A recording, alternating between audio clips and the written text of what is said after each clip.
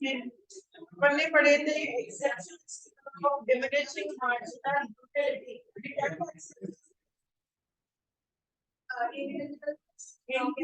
abnormal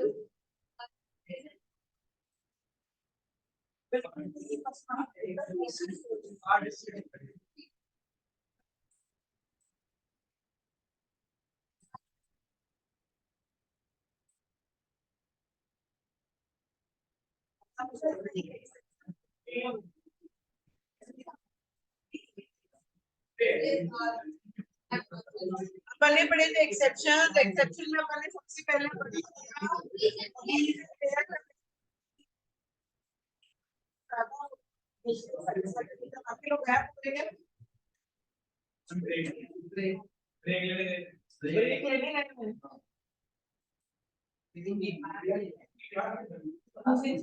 class में वो break लेंगे ये क्लास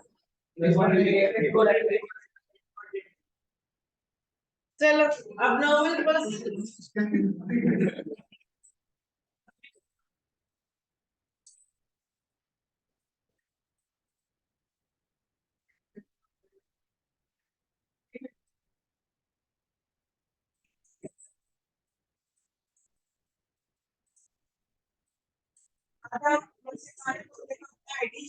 satisfaction मिलेगा then indivisible को जैसे को अपन डिवाइड नहीं कर सकते सारा का किसी नहीं है and the law fails in case of prestigious goods जो prestigious goods होते हैं diamonds etc तो जितने एक्स्ट्रा होंगे अपन उनसे मिलने वाला सेटिस्फेक्शन उतना ही ज्यादा मिलेगा then अपन ने कंज्यूमर इक्विटी कंडीशन क्या था formula MUX by MUF equals to PX या फिर MUX by PX equals to MUF consumer surplus क्या होता था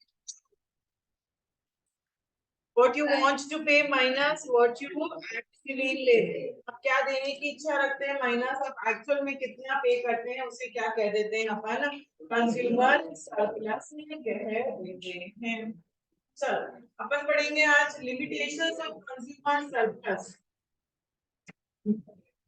ये कंज्यूमर सरप्लस जो कांसेप्ट होता है क्या लिमिटेशंस होते हैं फर्स्ट लिमिटेशन है आप कंज्यूमर सरप्लस को can not be measured precisely कभी भी अपन प्रिसाइजली एग्जैक्टली सरप्लस नहीं बता सकते कि अपन को कितना मिला एग्जैक्टली सरप्लस इतना मिला वो नहीं बता सकते क्यों ठीक है मुझे marginal utility real life express कर ही नहीं सकती तो रियल लाइफ में कभी भी एग्जैक्टली नहीं बता सकती कि मुझे टोटल इतने का सरप्लस मिला है सेकंड इसका लिमिटेशन है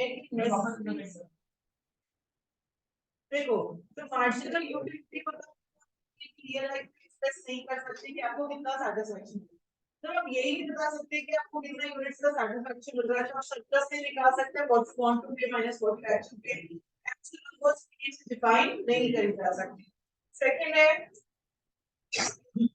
इन केस ऑफ नेसेसरीज जैसे कि पानी सपोज गर्मी बहुत ज्यादा है सुबह से आपको पानी नहीं मिला शाम को आपको पानी को मिलेगा उस पानी को पीने से जो आपको सैटिस्फैक्शन मिल रहा है वो इनफाइनाइट है एक अलग ही लेवल का सैटिस्फैक्शन मिलेगा कि आपको एक्सट्रीम प्यास लग रही है आपको बिल्कुल वाटर नहीं मिला तो जब आपको इनिशियल यूनिट्स की नेसेसिटीज में मार्जिनल यूटिलिटी इनफाइनाइट होता है तो वहां कंज्यूमर सरप्लस भी कितना होता है इनफाइनाइट होता है हम कितना भी पे करने के लिए तैयार होते हैं उस पानी की बॉटल के लिए तो नेसेसरीज के केस में अर्लियर यूनिट्स में कंज्यूमर सरप्लस जो है वो क्या होता है इनफाइनाइट होता है क्यों क्योंकि मार्जिनल यूटिलिटी भी क्या होता है यहाँ पे इनफाइनाइट होता है देन थर्ड अगर आपके पास अवेलेबल है तो उसकी वजह से सरप्लस को फर्क पड़ता है कैसे पड़ेगा सरप्लस को फर्क सब्स्टिट्यूट है तो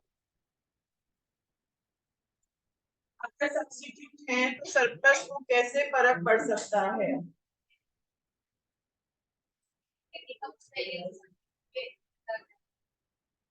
सपोज कोई शर्ट है वो मैं पे करने के लिए व्हाट यू वांट टू पे मैं 500 रुपए तक देने के लिए तैयार थी तो अच्छा लग रहा था और दुकानदार ने मेरे से उसकी मांगे कितने, उसकी प्राइस कितने की है, 400 की, तो मेरे पास सरप्लस कितने का होगा, 100।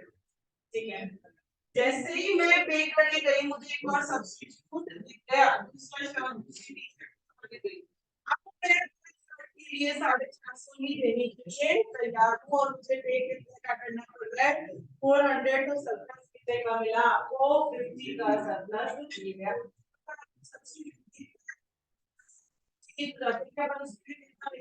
तैयार है तो आपका सरप्लस उसकी वजह से फर्क पड़ सकता है। तो अगर आपके पास सब्स्टिट्यूट्स हैं तो उसकी वजह से आपके सरप्लस को फर्क पड़ सकता है।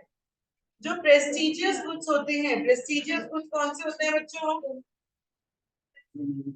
लग्जरी आइटम्स, बड़े सामान, बड़ी गाड़ियां, बड़े बड़े फोन, ये जो प्रेस्टिजियस गुड्स होते हैं इसके इसमें सरप्लस एग्जैक्टली निकाल ही नहीं सकते कि हम कितना पे करने के लिए तैयार हैं, तो यहाँ पे आप यूटिलिटी को डिराइव नहीं कर सकते। आपने कहा कि कंज्यूमर सरप्लस आप मनी के टर्म्स में निकालते हो, मनी मतलब प्रेस्टिजियस में व्हाट यू वांट टू पे, आप टारगेट के लिए कितना एग्जैक्टली ऐसा कुछ डिफाइंड नहीं होता प्रेस्टिजियस के केस में। देन कंज्यूमर सरप्लस मनी के टर्म्स में नहीं निकाला जा सकता। अभी तक हमने क्या पढ़ा कि कंज्यूमर सरप्लस मनी के टर्म्स में निकालते हैं कि 1 रुपए से 4 का सैटिस्फैक्शन है, 1 रुपए से 5 का सैटिस्फैक्शन मिल रहा है, तभी मैंने देखा मैं इसके लिए इतना देने के लिए तैयार हूं। बट रियल लाइफ में पैसे है वो चेंज होती है, पैसे का स्टॉक कम होता है, वैसे वैसे पैसे की जो वर्थ है वो चेंज होती रहती है, तो रियल लाइफ में आप consumer surplus in terms of money exactly calculate नहीं कर सकते। तो ये सारे इसकी लिमिटेशंस हैं कंज्यूमर सरप्लस के, बता रही हूँ ये सारे लिमिटेशंस हैं। क्या क्या लिमिटेशंस हैं, पहला लिमिटेशन है आप कंज्यूमर सरप्लस,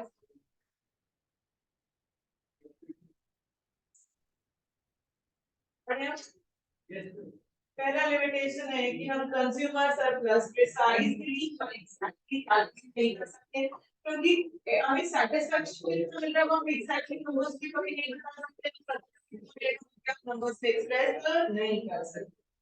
सेकंड लिमिटेशन है कि जो नेसेसरीज होती हैं, नेसेसरीज में जो आपको सैटिस्फैक्शन करता है वो इनफाइनाइट है, और सरप्लस भी क्या हो गया आपका इनफाइनाइट। देन अगर आपको सब्स्टिट्यूट दिखा है कोई भी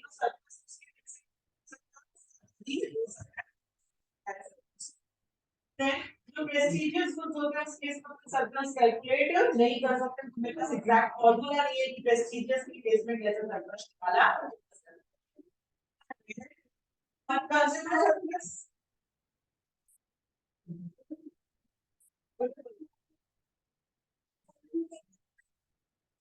what you want to pay, एक आपसे कितना दिखाने के लिए तैयार है उस टाइम के लिए, अब नहीं देने गए आप उसके लिए 10,000 भी देने के लिए तैयार हो सकते, 1 लाख के लिए करोड़ तक भी देने के लिए तैयार हो सकते, डिपेंड्स ऑन द टाइम। ठीक है, तो उसकी एग्जैक्ट वैल्यू कैलकुलेट नहीं कर सकते। देन जो लास्ट इसका है दैट सिर्फ कभी भी मनी के टर्म्स में एक्सप्रेस नहीं किया जा सकता। अभी तो मैं आपको सब मनी के टर्म्स में 500 देने के लिए तैयार थी, बट रियल लाइफ में जो मार्जिनल यूटिलिटी होता है, मार्जिनल यूटिलिटी ऑफ मनी, पैसे की रियल लाइफ में चेंज जैसे कम होता है वैसे पैसे की वर्थ चेंज होती है, तो उस केस में अपन सरप्लस हमें कितना मिलेगा वो एग्जैक्टली हम डिफाइन नहीं कर सकते। और बहुत सारे इकोनॉमिस्ट कहते हैं, बहुत सारे लास्ट लिमिटेशन है इसका कि बहुत सारे इकोनॉमिस्ट कहते हैं कि जो ये सरप्लस आप पैसों की टर्म्स में निकालते हो ये रियल लाइफ में ऐसा कोई कंसेप्ट ही नहीं होता। रियल लाइफ में आप कभी भी ऐसा नहीं बोलते कि मैं इस चीज के लिए 1000 देने के लिए तैयार हूँ, 2000 देने के लिए तैयार हूँ। रियल लाइफ में एग्जैक्ट वैल्यू आप कैलकुलेट नहीं कर सकते। सारे same same same same same limitations है, बस थोड़ा थोड़ा सा अलग है, वो पॉइंट हमें ध्यान में रखना। तो टोटल ये 6 लिमिटेशंस होते हैं आपके कंज्यूमर सरप्लस के। देन ये जो कंसेप्ट है कंज्यूमर सरप्लस, ये कंसेप्ट रियल लाइफ में यूज कहाँ कहाँ लिया जाता है, इसके यूजेस क्या है, इसके इम्पोर्टेंस क्या है, इसकी प्रैक्टिकल एप्लीकेशंस क्या है, ये अपन देखते हैं कि ये कंसेप्ट कहाँ कहाँ काम में लेते हैं। देखो सरप्लस मतलब क्या होता है कि वेलफेयर मिल रहा है, कितना फायदा,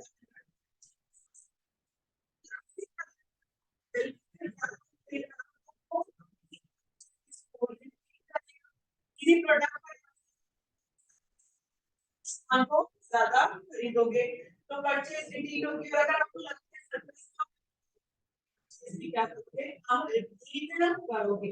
तो कंज्यूमर सरप्लस ये पता चल जाएगा कि अगर कंज्यूमर सरप्लस को आता है तो मैं ये समझ सकती हूँ कि कंज्यूमर उस चीज को दोबारा खरीदेगा या नहीं खरीदेगा, डिपेंड्स ऑन द सरप्लस। अगर सरप्लस मिल रहा हो तो वो दोबारा खरीदेगा, और सरप्लस नहीं मिल रहा होगा दोबारा उस चीज को नहीं परचेज करेगा।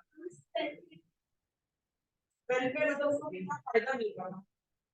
ठीक है, नेक्स्ट है कंज्यूमर सरप्लस प्रोड्यूसर को प्राइस डिसाइड करने में हेल्प करता है। कैसे? अगर कोई प्रोडक्ट ऐसा है जिसमें सरप्लस ज्यादा मिल रहा है कंज्यूमर को, तो प्रोड्यूसर उसकी प्राइस थोड़ी बढ़ा भी सकता है। अगर ऑलरेडी कंज्यूमर को सरप्लस बहुत कम मिल रहा है तो प्रोड्यूसर हो जाएगी, उसकी प्राइस क्या कर देगा, थोड़ी सी कम कर देगा। तो यहाँ प्रोड्यूसर ये भी देख सकता है सरप्लस को देखते हुए कि मुझे उस प्रोडक्ट की प्राइस बढ़ानी है या नहीं बढ़ानी, depends on the surplus. Surplus मिल रहा तो प्राइस बढ़ जाएगी, और सरप्लस नहीं मिल रहा होगा तो प्राइस इंक्रीज नहीं करेगा। देन आपको इन्वेस्टमेंट करना या नहीं करना, that also depends on the consumer surplus.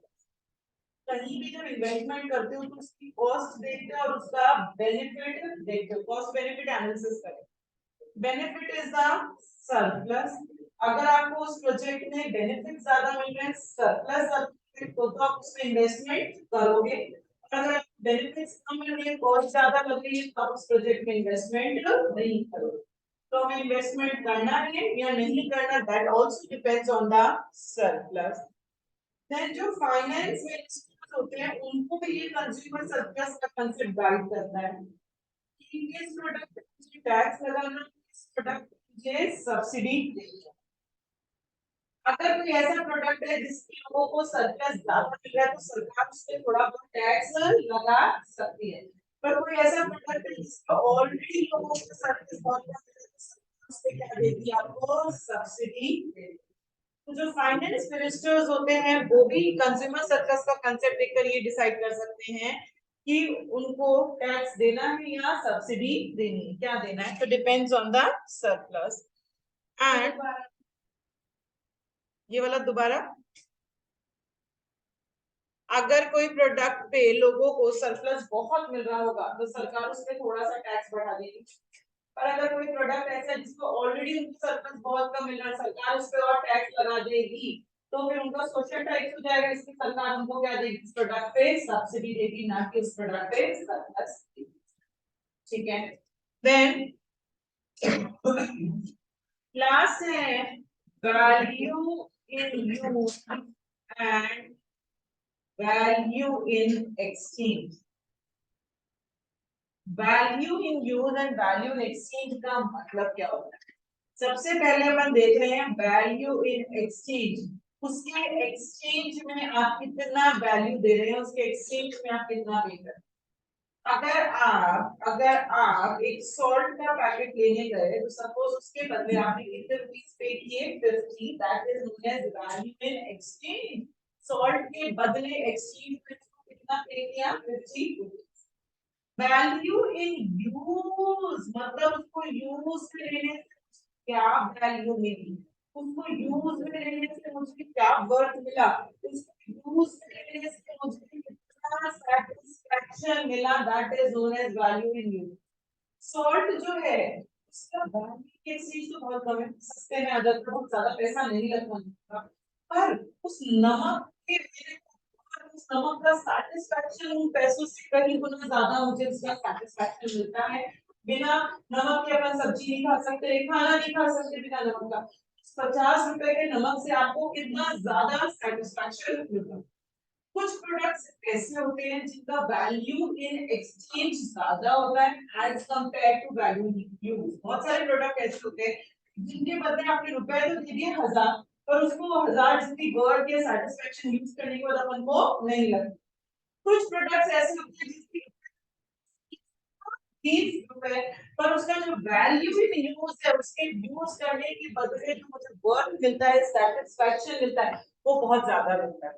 तो कंज्यूमर सरप्लस अपन देख सकते हैं कि किस प्रोडक्ट पे उसको सरप्लस ज्यादा मिलता है, जहां पे वैल्यू ज्यादा है या जहां पे वैल्यू इन एक्सचेंज ज्यादा है, इसके अकॉर्डिंग अपन ये देख सकते हैं। तो कंज्यूमर सरप्लस का कंसेप्ट रियल लाइफ में आप कहां कहां काम में लेते हैं? सबसे पहले तो अपन देख सकते हैं कि लोग उस चीज को दोबारा खरीदेंगे या नहीं खरीदेंगे, depends on the consumer surplus. अगर सरप्लस परचेज को रिपीट करेंगे, अदरवाइज परचेज को रिपीट नहीं करेंगे। देन जो प्रोड्यूसर है वो अपने प्रोडक्ट की प्राइस बढ़ा भी सकता है, कम भी कर सकता है, डिपेंड्स ऑन द सरप्लस। अगर किसी प्रोडक्ट पे आपको सरप्लस ज्यादा मिल रहा है तो आप उस प्रोडक्ट की प्राइस बढ़ा दोगे, और अगर सरप्लस कम मिल रहा है तो प्रोड्यूसर प्रोडक्ट की प्राइस कम रखेगा। देन इन्वेस्टमेंट डिसीजंस, कि मुझे इन्वेस्टमेंट करना चाहिए या नहीं करना चाहिए। अगर मेरे को सरप्लस ज्यादा मिलेगा तो मैं इन्वेस्टमेंट करूंगी, और नहीं मिलेगा तो मैं इन्वेस्टमेंट नहीं करूंगी। एंड फाइनेंस मिनिस्टर टैक्स दे या फिर सब्सिडी दे, तो डिपेंड्स ऑन द सरप्लस। जिस प्रोडक्ट पे आपको सरप्लस आने मिलेगा सरकार उस पे थोड़ा टैक्स लगा देगी, और जिस पे ऑलरेडी सरप्लस का मिला सरकार उस पे आपको क्या देगी, सब्सिडी दे देगी। And value in use and value in exchange, कि किस प्रोडक्ट का एक्सचेंज ज्यादा है और किस प्रोडक्ट का यूज ज्यादा है। यूज मतलब उसको यूज में लेने से आपको कितना वर्थ, कितना सेटिस्फैक्शन मिल रहा है, that is known as value in use. आ रहा है समझ में? क्लियर हो रहा है बच्चों?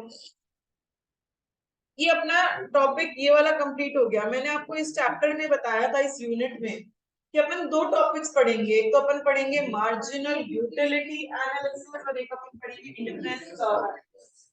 मार्जिनल यूटिलिटी एनालिसिस दो कांसेप्ट्स पढ़े हैं, एक तो law of diminishing marginal utility और एक कंज्यूमर सरप्लस। आज अपन next concept, next topic start करेंगे, that is indifference curve analysis.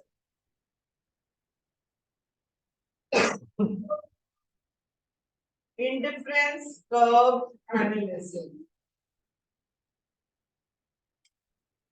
देखो, अभी तक मार्जिनल यूटिलिटी में हम क्या करते थे कि वहां पे कंज्यूमर का जो सैटिस्फैक्शन वो कार्डिनल नंबर्स में एक्सप्रेस करते थे, दैट इज 1 टू। यहाँ जो सैटिस्फैक्शन ऑर्डिनल नंबर्स में एक्सप्रेस करते हो, ऑर्डिनल का मतलब या तो मुझे सैटिस्फैक्शन लो मिलेगा, रियल लाइफ में ऐसा या तो सैटिस्फैक्शन हाई है या सैटिस्फैक्शन लो होगा। यहाँ माना जाता है कि कंज्यूमर जो भी कंज्यूम करेगा वो अपने टेस्ट एंड प्रेफरेंस के अकॉर्डिंग कंज्यूम करेगा। टेस्ट एंड प्रेफरेंस मतलब जो उसको पसंद है ना, सिर्फ वो वही कंज्यूम कर रहा है, जो नहीं पसंद कंज्यूम नहीं कर रहा है। ये मान, फॉर एग्जाम्पल सपोज यहाँ पे आप हमेशा दो कमोडिटी की बात करेंगे, जैसे मार्जिनल यूटिलिटी एनालिसिस में हमने सिर्फ आइसक्रीम या सिर्फ चॉकलेट की बात की थी, एक ही कमोडिटी। यहाँ आप दो कमोडिटी की बात करोगे, सपोज ऑरेंज की बात करें, सपोज मैं एप्पल एंड ऑरेंज की बात कर रही हूँ।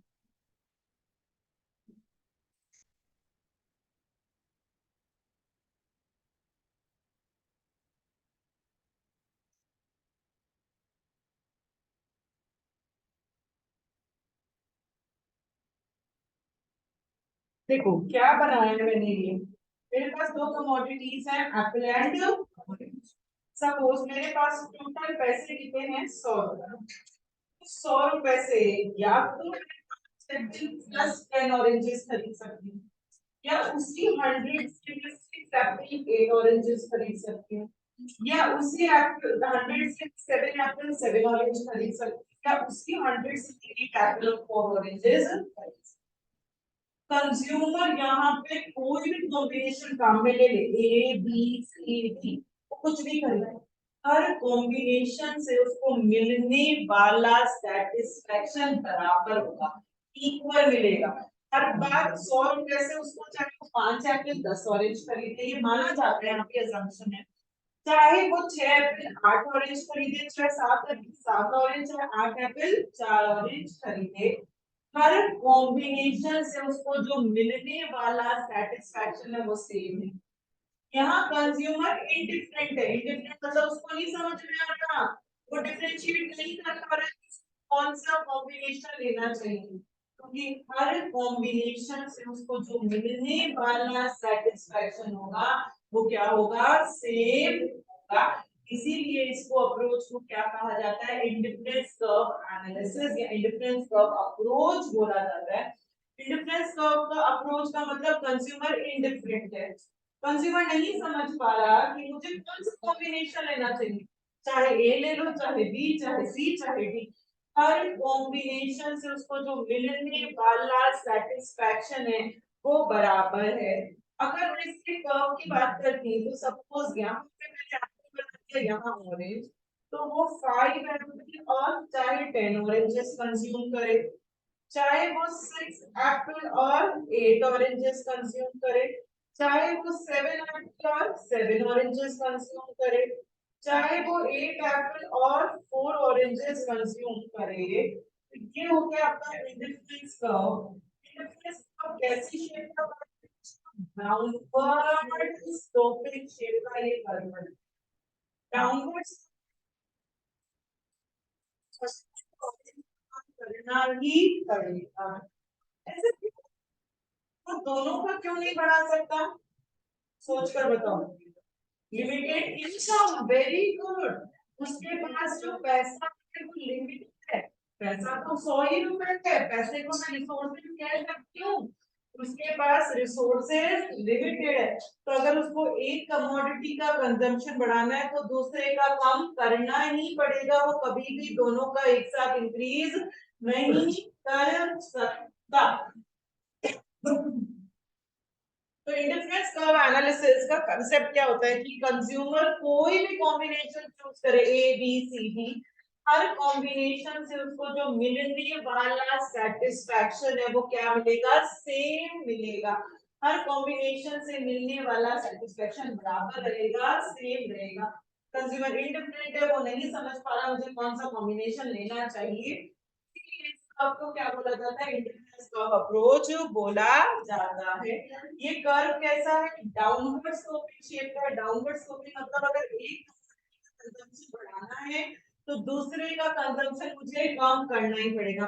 अब इंडिफरेंस कर्व के जितने भी ये पॉइंट्स हैं, जितने भी पॉइंट्स हैं, ये सारे पॉइंट्स कौन से हैं, जो कॉम्बिनेशंस मैंने बनाए हैं, ये सारे पॉइंट्स हमेशा कंज्यूमर को सेम लेवल ऑफ सेटिस्फैक्शन मिलेगा। कोई भी पॉइंट पे वो कंज्यूम करे, हर कॉम्बिनेशन से उसको सेम लेवल ऑफ सेटिस्फैक्शन मिलेगा। इस कंसेप्ट को कहा जाता है इंडिफरेंस कर्व। हम कर लो,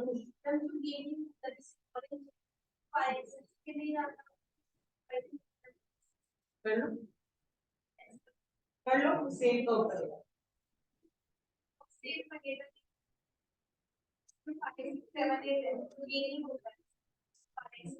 तो मैंने ले लिया, आप उल्टा भी कर सकते हो, कुछ भी कर सकते हो।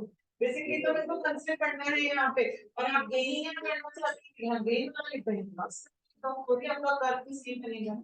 तो basically indifference curve downward sloping है। डाउनवर्ड स्लोपिंग कौन से कर्व्स होते हैं, जहां दोनों वेरिएबल्स अपोजिट डायरेक्शन में मूव करते हैं, एक बढ़ रहा है तो एक कम हो रहा है। क्यों, वो दोनों एक साथ बढ़ क्यों नहीं सकते, क्योंकि आपके जो रिसोर्सेज है वो कैसी होती है बच्चों, लिमिटेड होती है। रिसोर्सेज लिमिटेड, एक का दूसरे का मुझे कम करना ही पड़ेगा।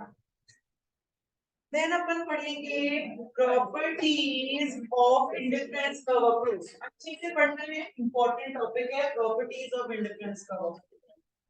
पहली property, indifference curves are downward sloping curves. Indifference curves downward sloping curves है। क्यों, अभी आप लोगों ने बताया ऐसा क्यों है, क्योंकि जो रिसोर्सेज होती हैं वो क्या होती हैं, लिमिटेड होती हैं। तो अगर एप्पल को बढ़ाना है तो ऑरेंज को कम करना ही पड़ेगा। इसीलिए इंडिफरेंस कर्व्स कैसे होते हैं, हमेशा डाउनवर्ड स्लोपिंग होते हैं। आप कभी भी दोनों को एक साथ इंक्रीज नहीं कर सकते। आया समझ में, पहली property. Second property, indifference curves are convex to the origin. Indifference curves origin से convex होते हैं। मतलब इसका रीजन ऐसा क्यों होता है, रीजन तो इतना सा ही है बिकॉज एमआरएस जो होता है वो क्या होता है, इसका डिमिनिशिंग। अब अपन पढ़ते हैं ये एमआरएस का मतलब क्या होता है। एमआरएस का मतलब होता है marginal rate of substitution. Marginal rate of substitution मतलब किस रेट से आप y को सैक्रिफाइस करोगे, sacrifice y to the gain of x। किस रेट से आप y को सैक्रिफाइस कर दोगे for the gain of the x। किस रेट से मैं ऑरेंज को सैक्रिफाइस कर दूंगी for the gain of the apple. तो ये डिमिनिशिंग क्यों होता है, देखो अगर मैं एग्जांपल लूं आपसे, सपोज ये मेरे एप्पल थे, ये मेरे ऑरेंज हैं।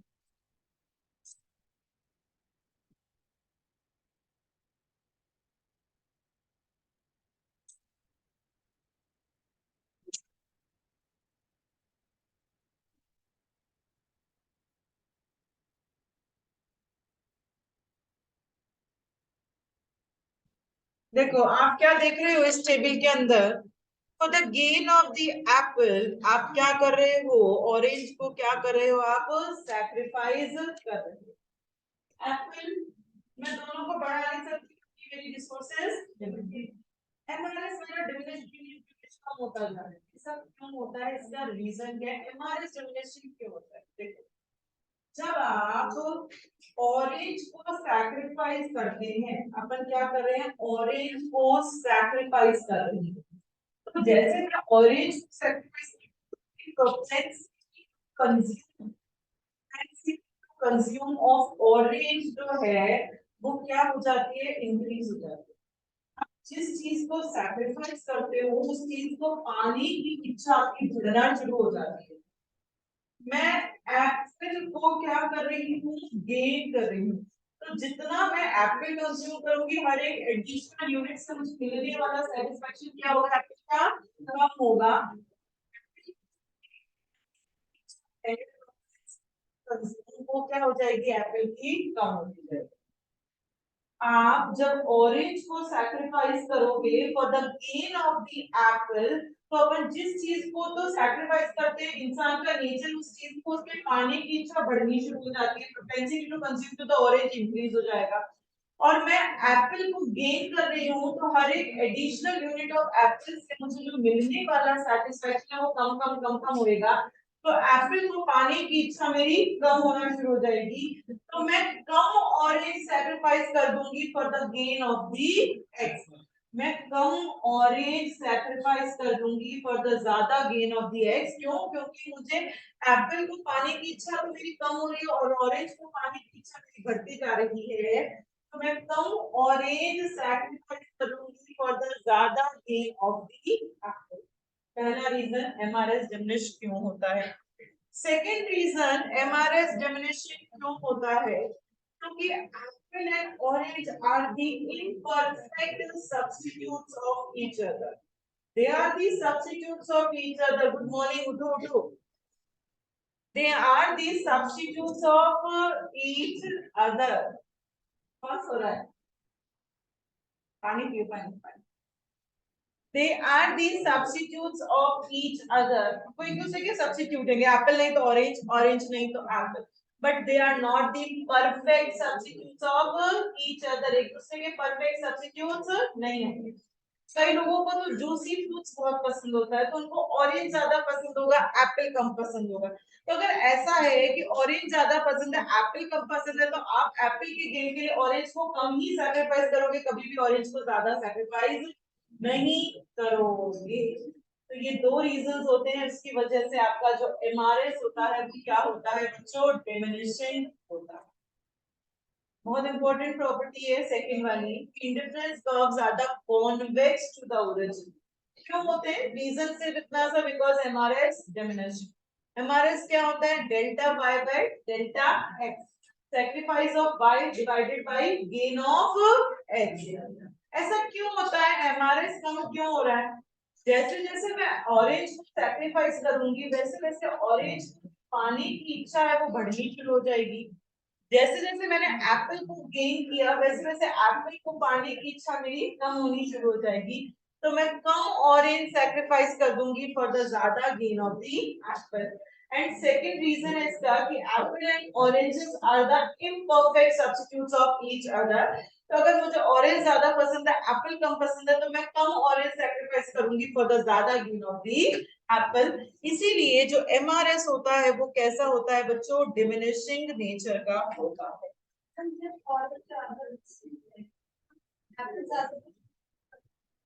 बच्चे कंसेप्ट है इसमें कि एक चीज बढ़ा रहे हैं दूसरी कम कर रहे हैं।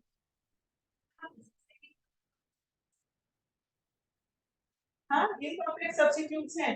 मुझे एप्पल को गेन करना है और मेरे पास ऑप्शन एक ही है ना एप्पल को गेन करने का, ऑरेंज को सैक्रिफाइस करना पड़ेगा क्योंकि इसको लिमिटेड है। पर मुझे तो जूसी फ्रूट्स ज्यादा पसंद है, मैं तो ऑरेंज सैक्रिफाइस करूंगी पता ज्यादा गेन करती एप्पल, क्योंकि मुझे ऑरेंज बहुत पसंद है। ठीक है, समझ में आ रहा है बात। तो एमआरएस जो होता है delta pi by delta x, इसमें ही अपन क्या कहते हैं, इसमें ही आप स्लोप ऑफ इंडिफरेंस कर्व भी कह देते हो। एमआरएस क्या होता है आपका, स्लोप ऑफ इंडिफरेंस कर्व भी होता है। इसी सेकंड प्रॉपर्टी में आपको ध्यान रखना है, अगर फूड्स एक दूसरे के परफेक्ट सब्स्टिट्यूट्स होते हैं। परफेक्ट सब्स्टिट्यूट्स क्या होते हैं, जो ट्विन्स होते हैं, जो एकदम सेम होते हैं, कुछ भी डिफरेंशिएट नहीं कर सकते, उन चीजों को परफेक्ट सब्स्टिट्यूट्स कहते हैं। रियल लाइफ में कोई भी गुड किसी का भी परफेक्ट सब्स्टिट्यूट नहीं होता, पर अगर दो गुड्स एक दूसरे के परफेक्ट सब्स्टिट्यूट है, उस टाइम पे एमआरएस क्या होगा बच्चों, जितना बाय में सैक्रिफाइस करोगे। अगर मैं दो एप्पल गेन कर रही हूँ तो दो ही ऑरेंज सैक्रिफाइस करूंगी, अगर वो दोनों एक दूसरे के परफेक्ट सब्स्टिट्यूट्स हैं, तो उस टाइम पे एमआरएस क्या हो जाएगा, कांस्टेंट। और इंडिफरेंस कर्व कैसा होगा आपका, लीनियर स्ट्रेट लाइन का आपका इंडिफरेंस कर्व होगा। लीनियर स्ट्रेट लाइन मतलब जितना पाई में सैक्रिफाइस करोगे उतना ही एक्स में क्या करोगे, गेन करोगे। तो जितना एक्स में गेन किया उतना ही अगर वाई में सैक्रिफाइस किया, तो उसे क्या कहते हैं, linear straight line indifference curve कहते हैं। तो अगर दो गुड्स एक दूसरे के परफेक्ट सब्स्टिट्यूट्स हैं, तो उस टाइम पे एमआरएस तो क्या हो जाएगा, कांस्टेंट। और इंडिफरेंस क्या कर्व कैसा हो जाएगा आपका, लीनियर स्ट्रेट लाइन का इंडिफरेंस कर्व हो जाएगा। अगर दो गुड्स आपके परफेक्ट कॉम्प्लीमेंट्री हैं, अगर दो गुड्स एक दूसरे के परफेक्ट कॉम्प्लीमेंट्री है, तो उस टाइम पे जो इंडिफरेंस कर्व है वो टू स्ट्रेट लाइन से मिलकर बनेगा। एल शेप का आपका इंडिफरेंस कर्व वहां पर बनकर, एंड ये सारी बातें आपको एमसीक्यू के लिए ध्यान रखनी है। तो अगर दो गुड्स एक दूसरे के परफेक्ट सब्स्टिट्यूट्स होते हैं तो हमारे constant, indifference curve linear straight line.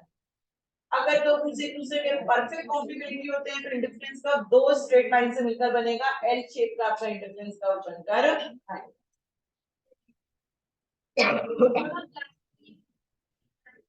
Example नहीं था, परफेक्ट कॉम्प्लीमेंट्री चाय चीनी परफेक्ट कॉम्प्लीमेंट्री है वहां पे।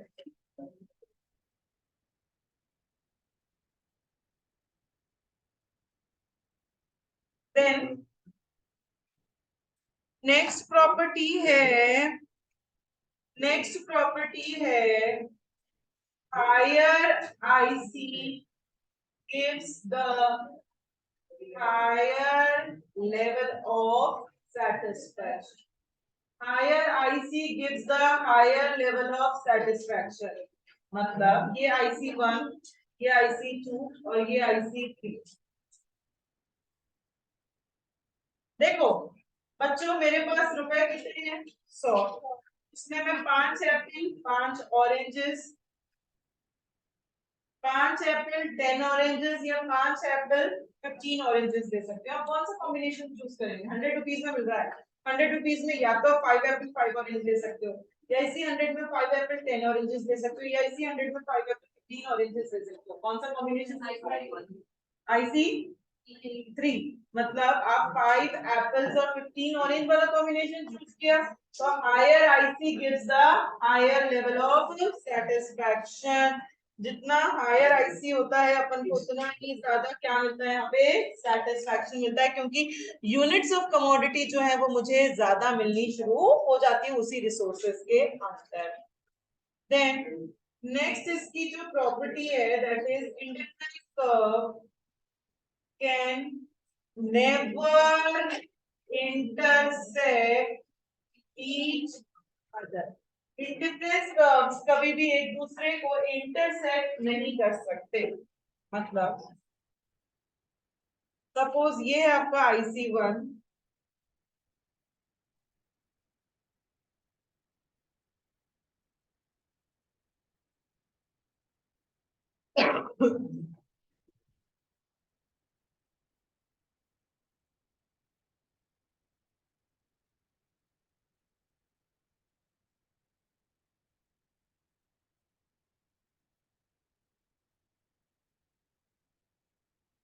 ये है आपका इंडिफरेंस कर्व 1 और इंडिफरेंस कर्व 2। इंडिफरेंस कर्व 1 पे कौन से कॉम्बिनेशंस है, ए, बी और सी। अपन कहते हैं एक इंडिफरेंस कर्व पे जितने भी कॉम्बिनेशंस होते हैं सबसे मिलने वाला सेटिस्फेक्शन सेम होता है। तो जितना ए से मिलेगा उतना ही बी से और उतना ही सी से। इंडिफरेंस कर्व 2 पे कौन से कॉम्बिनेशंस हैं, D, B, E and F.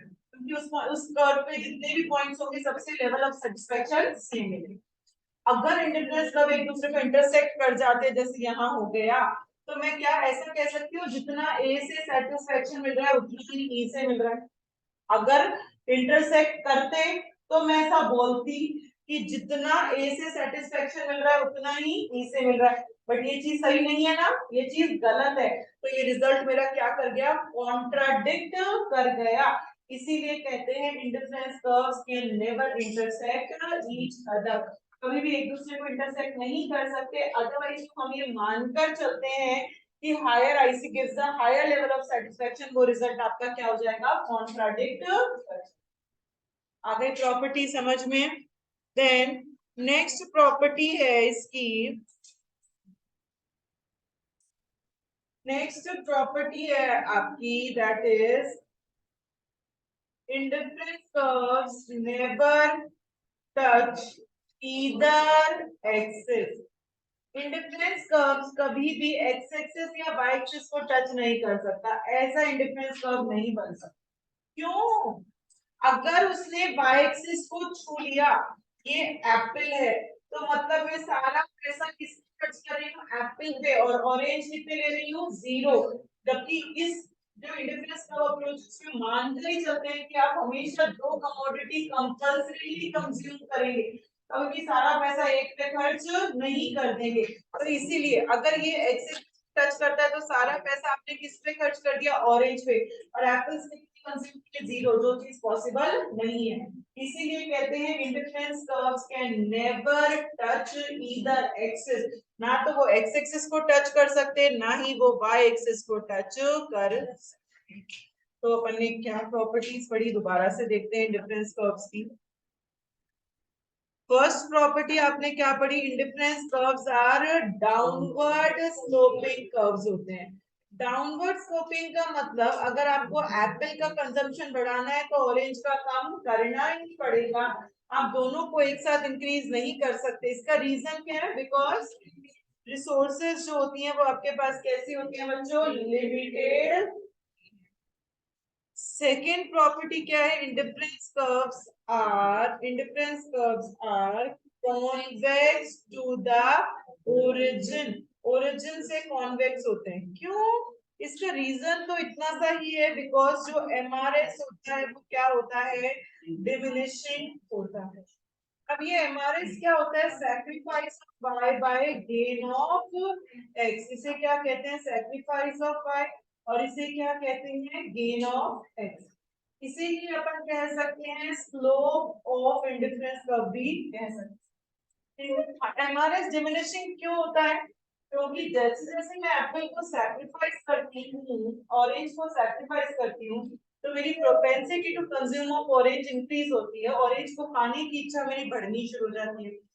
जैसे जैसे मैं एप्पल को गेन करती हूँ, क्योंकि हर एक एडिशनल यूनिट से मुझे मिलने वाला सेटिस्फेक्शन कम होता जा रहा है, तो एप्पल को पाने की इच्छा मेरी कम होना शुरू हो जाती है।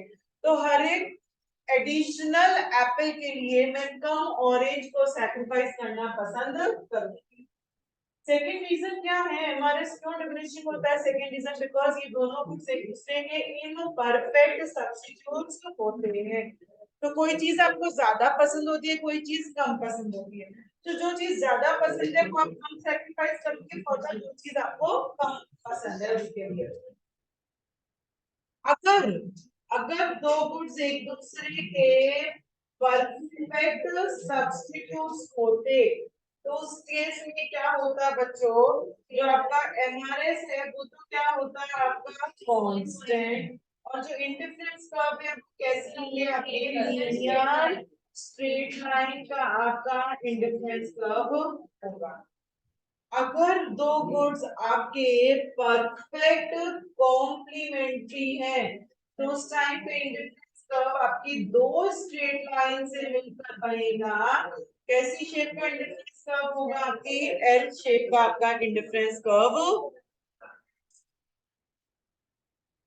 देन थर्ड प्रॉपर्टी क्या है इंडिफरेंस कर्व की, higher IC gives the higher level of satisfaction. Higher IC gives the higher level of satisfaction. क्योंकि उसमें मुझे यूनिट्स जो है वो कमोडिटीज ज्यादा मिलेंगी उसमें, तो ऑब्वियसली मैं वो वाली ज्यादा चूज करूंगी। नेक्स्ट क्या है property, IC can never intersect each other. अगर वो एक दूसरे को इंटरसेक्ट कर जाएंगी तो आपके जो रिजल्ट्स है वो कॉन्ट्राडिक्ट कर जाएंगे, गलत हो जाएंगे। इसीलिए इंडिफरेंस कर्व्स कभी भी एक दूसरे को इंटरसेक्ट नहीं कर सकते। लास्ट प्रॉपर्टी क्या है, indifference curves can never touch either axis को, ना तो एक्स एक्सिस को टच कर सकते ना ही वाई एक्सिस को टच कर सकते। क्यों, अगर टच कर दिया तो फिर मतलब मैं सारा पैसा एक ही कमोडिटी पे खर्च कर रही हूँ, और जबकि इसमें माना जाता है कि आप अपना पैसा दो कमोडिटीज पे खर्च कर रहे हो, दो कमोडिटीज को कंज्यूम करना यहाँ पे कंपलसरी होता है। आ रहा है बच्चों समझ में? देन ये जो अपन कंसेप्ट पढ़ रहे हैं इंडिफरेंस कर्व अप्रोच, इसमें अपन ने एक तो पढ़ लिया इंडिफरेंस कर्व एनालिसिस, इसी के अंदर अपन दूसरा कंसेप्ट पढ़ेंगे that is budget. Budget line क्या होता है, सपोज मेरे पास कितने रुपए के, मुझे आइसक्रीम या चॉकलेट इन दोनों पे मैं मेरा ये 100 रुपीज खर्च कर सकती हूँ। एक आइसक्रीम 20 की आती है और एक चॉकलेट कितने की आती है, 10 रुपीज की। अगर मैं सारा पैसा आइसक्रीम पे खर्च कर देती तो मैं कितनी आइसक्रीम खरीद पाती, और चॉकलेट, अगर मैं सारा का सारा पैसा चॉकलेट पे खर्च कर देती कितनी चॉकलेट खरीद पाती, और आइसक्रीम। या ऐसा भी हो सकता है मैंने 4 आइसक्रीम खरीदी 2 चॉकलेट, या ऐसा हो सकता है मैंने 3 आइसक्रीम और 4 चॉकलेट, या ऐसा हो सकता है मैंने 2 आइसक्रीम और 6 चॉकलेट। तो मतलब ये जो अलग अलग कॉम्बिनेशंस है कि या तो आप सारा का सारा पैसा आइसक्रीम पे, या आप सारा का सारा पैसा चॉकलेट पे, तो ये आपकी कौन सी लाइन हो गई, बजट। कैसे निकाला आपने, P1 X1 plus P2 X2, ये क्या होता है आपका टोटल खर्चा। P1 मतलब price of first, price of first कितनी थी 20, और उसकी कितनी कमोडिटी खरीदी 3, plus P2 price of second कितना था 10, और उसकी कितनी यूनिट्स खरीदी 4, तो टोटल खर्चा कितने का लगा आपका 100 रुपीज का।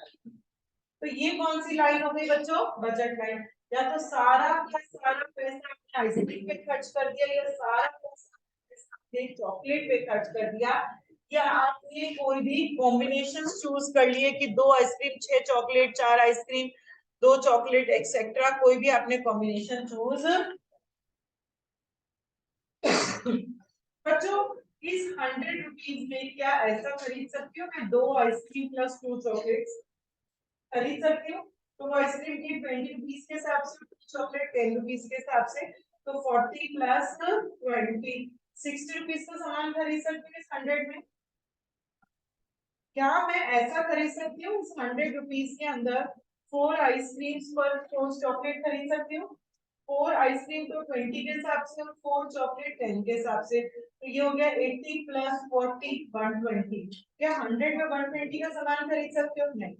मतलब 100 में 60 का सामान तो खरीद सकते हो, 60 कौन सा पॉइंट होगी इस बजट लाइन के अंदर वाला, 100 कौन सा पॉइंट हो गया? बजट लाइन के ऊपर वाला, ऊपर बजट लाइन के ऊपर 100 है, बजट लाइन के अंदर 60 है, और बजट लाइन के बाहर कौन सा कॉम्बिनेशन हो गया? 100। तो जो पॉइंट्स बजट लाइन के ऊपर एंड बजट लाइन के अंदर होते हैं, उन सारे कॉम्बिनेशंस को फीजिबल या फिर अटेनेबल कॉम्बिनेशंस बोला जाता है।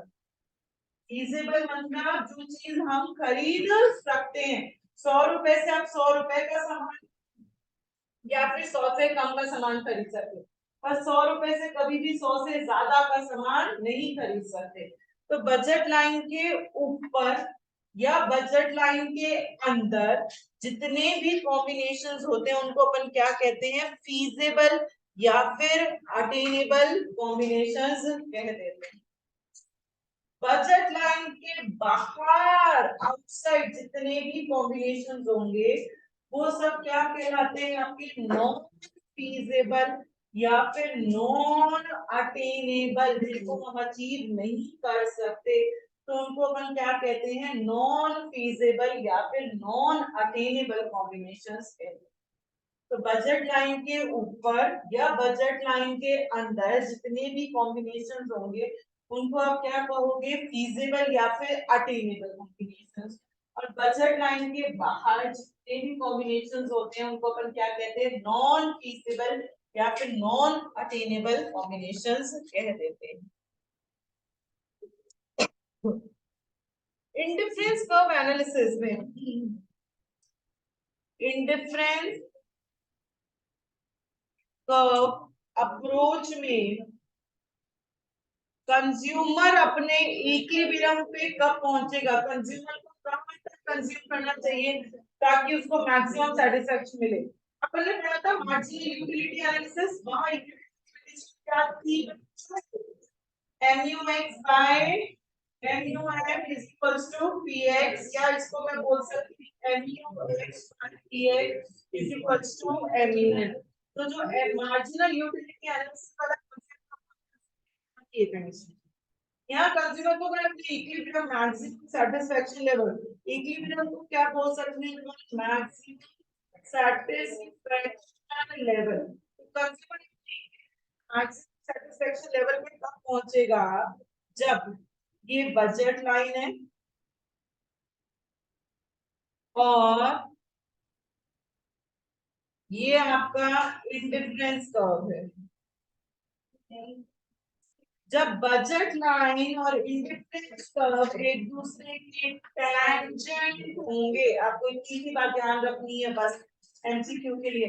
जब बजट लाइन और इंडिफरेंस कर्व एक दूसरे के टैंजेंट होंगे, तब तक अगर कंज्यूमर कंज्यूम करता है तो उसको इक्विलिब्रियम लेवल अचीव होगा, या फिर जब स्लोप ऑफ इंडिफरेंस कर्व किसके बराबर होगा? स्लोप ऑफ बजट लाइन के बराबर होगा। स्लोप ऑफ इंडिफरेंस कर्व क्या आता है? एमआरएस ऑफ एक्स का उसका फॉर्मूला आता है delta Y by delta X, और बजट लाइन का स्लोप क्या होता है? PX by PY. वो किसके बराबर होना चाहिए? MU X by MU Y. तब तक अगर कंज्यूमर, इसका कोई प्रैक्टिकल नहीं करेंगे हम, सिक्योरिटी के लिए हमें ये ध्यान में रखनी है कंडीशन, तब तक अगर कंज्यूमर कंज्यूम करता है तो उसको maximum satisfaction equilibrium level achieve. तो इंडिफरेंस कर्व एनालिसिस में कंज्यूमर अपने equilibrium level, maximum satisfaction level पे कब पहुंचेगा? जब बजट लाइन के टैंजेंट हो, या फिर दूसरी कंडीशन क्या है? जब स्लोप ऑफ इंडिफरेंस कर्व किसके बराबर हो? स्लोप ऑफ बजट लाइन के। स्लोप ऑफ इंडिफरेंस कर्व क्या होता है आपका? एमआरएस ऑफ एक्स बाय, और स्लोप ऑफ बजट लाइन क्या होता है आपका? PX by P by. किसके बराबर होना चाहिए? MU X by MU Y के बराबर होना। तो ये इक्विलिब्रियम की कंडीशन है इंडिफरेंस कर्व अप्रोच में। और मार्जिनल यूटिलिटी एनालिसिस में इक्विलिब्रियम की क्या कंडीशन थी? MU X by MU equals to PX, या फिर MU X by PX is equals to MU. Indifference curve analysis में कंज्यूमर अपने इक्विलिब्रियम पे कब पहुंच रहा है?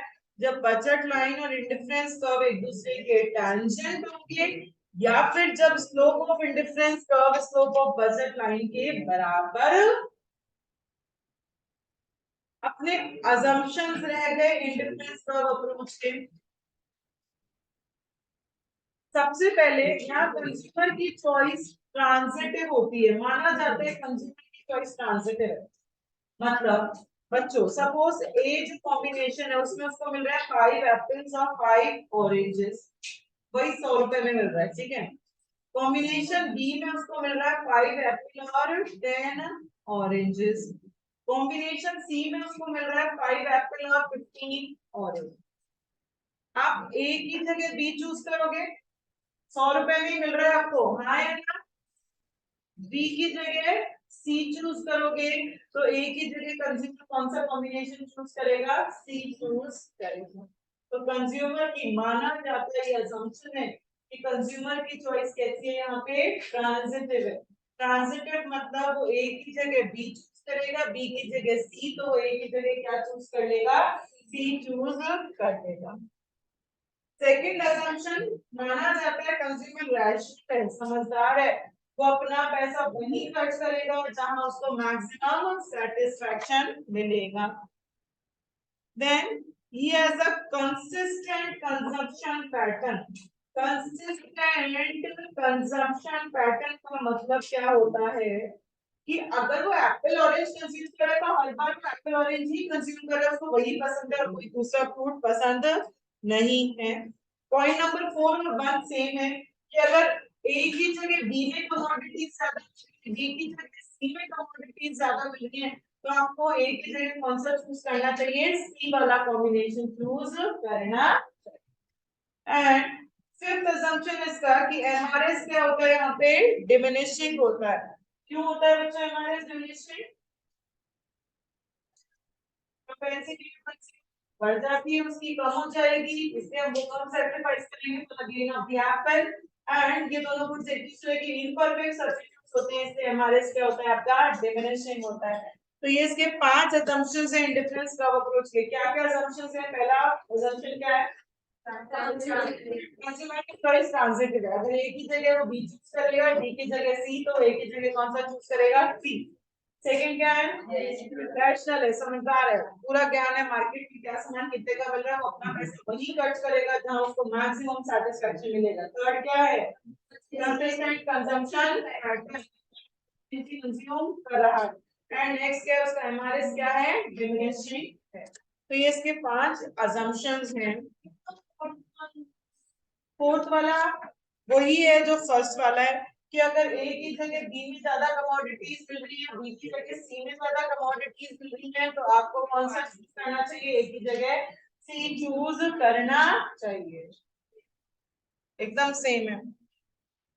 एक छोटा सा टॉपिक और रह गया इस यूनिट में,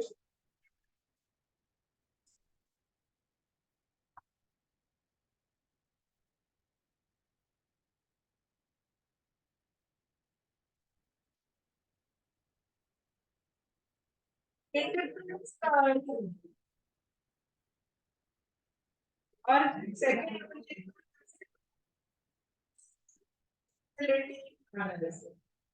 इंडिफरेंस कब ज्यादा बेटर है मार्जिनल यूटिलिटी से, क्यों। मार्जिनल यूटिलिटी में आपने 1 यूनिट की बात की, 1 कमोडिटी की, जबकि रियल लाइफ में सिर्फ एक कमोडिटी में पैसा नहीं खर्च कर, तो यहाँ पे एटलीस्ट 2 की तो बात कर रहे हो, तो it is better than marginal utility analysis. वहां आपने सेटिस्फेक्शन को कार्डिनल नंबर्स में एक्सप्रेस किया था 1 2 3 को, रियल लाइफ में कभी भी सेटिस्फेक्शन ऐसे एक्सप्रेस होता ही नहीं है। यहाँ आप सेटिस्फेक्शन ऑर्डिनल नंबर्स में एक्सप्रेस करते हैं, दैट इज हाई या लो, रियल लाइफ में ऐसे मेजर करते हैं सेटिस्फेक्शन। थर्ड, वहां अपन ने पैसों की टर्म्स में वर्थ निकाली थी, जबकि पैसे की वर्थ अपन एग्जैक्टली कैलकुलेट नहीं कर सकते, और यहाँ अपन ने एमयूएम की कोई बात की ही नहीं है, तो मतलब ये बेटर है। ये 3 डिफरेंसेस हैं। फोर्थ जो पॉइंट है वो एज इट इज लाइन याद करनी है, एज इट इज। फोर्थ है कि इस segregate income effect from substitution effect. Indifference curve में इनकम इफेक्ट अलग चीज होती है और सब्स्टिट्यूशन इफेक्ट को अलग चीज है। कैसे क्या होता है उसमें दिमाग नहीं लगाना है हमें, सिर्फ इतनी सी बात याद रखनी है, एज इट इज सेंटेंस याद रखना है कि इंडिफरेंस कर्व एनालिसिस में इनकम इफेक्ट और सब्स्टिट्यूशन इफेक्ट को अलग-अलग रखा गया। तो इंडिफरेंस कर्व सुपीरियर क्यों होते हैं मार्जिनल यूटिलिटी से? वहां एक कमोडिटी की बात की थी, यहाँ मोर देन वन। वहां कार्डिनल नंबर्स में सैटिस्फैक्शन मेजर किया था, यहाँ ऑर्डिनल में करते हैं। वहां एमयूएम कांस्टेंट माना गया था, यहाँ एमयूएम की कोई बात ही नहीं की गई है, इसलिए it is better than marginal utility analysis. ठीक है बच्चों, आज आपकी ये यूनिट कंप्लीट हो गई है, यूनिट नंबर 2। मैंने बिल्कुल भी नहीं सुनी ना अभी तक ये यूनिट, नहीं सुनी है। कल मैं वापस सुनूंगी पूरी ये यूनिट, सिर्फ यूनिट नंबर 1 नहीं सुनूंगी। इस यूनिट में शुरुआत से सुनूंगी, मतलब बॉन्ड्स क्या होता है, डिजाइन क्या होता है, इसकी कैरेक्टरिस्टिक्स क्या होते हैं, बॉन्ड्स की कितने तरह की होती है, law of diminishing marginal utilities के एक्सेप्शन, उसके असम्पशन, सब कुछ शुरुआत की बेटा ये याद है, याद